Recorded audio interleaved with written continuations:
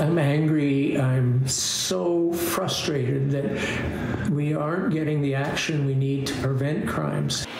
Shock, sadness, and frustration were raw in the city of Winnipeg as many come to terms with a mass shooting over the weekend that left 4 people dead and left a 5th clinging to life in hospital. We don't want to be the murder capital of Canada. Sel Burrows is a longtime community advocate who has been calling for more resources in the city's North End and central neighborhoods for years. This spring, he advocated to the mayor's office for more training for community associations by city officials to act as the eyes on the street for police and a reinvestment in recreation for youth, saying these supports are needed to reduce crime, like the shooting in the 100 block of Langside across the community. We have some wonderful potential volunteers out there, but they need to learn how to report crime, what to look for, and so that kind of eyes in the street is available.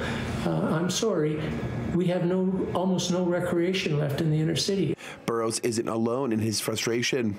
In a written response, Councillor Sherry Rowlands, who represents the Fort Rouge, East Fort Garry ward where the shooting took place, says the situation is tragic but not surprising, as the city is in the midst of what she says is a violent crime spree. She says while it's too early to know exactly what supports may have been relevant in this case, she's observed several gaps that need to be addressed, calling for more wraparound, risk-focused rehabilitation programs at the intersection of mental health, housing, and the justice system, and more support for victims of crime who have experienced trauma and violence.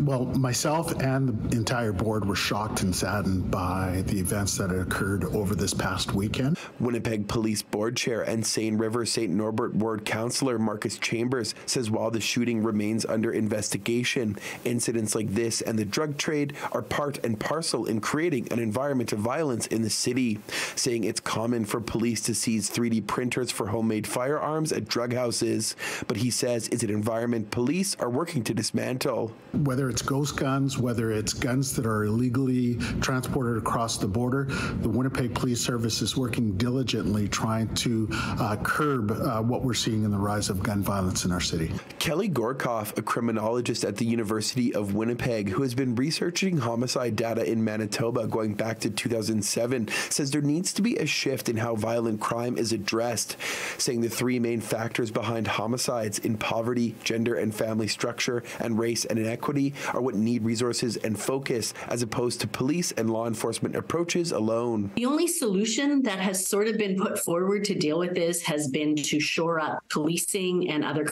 criminal justice responses, and it simply hasn't worked. In Winnipeg, Modjeski, City News.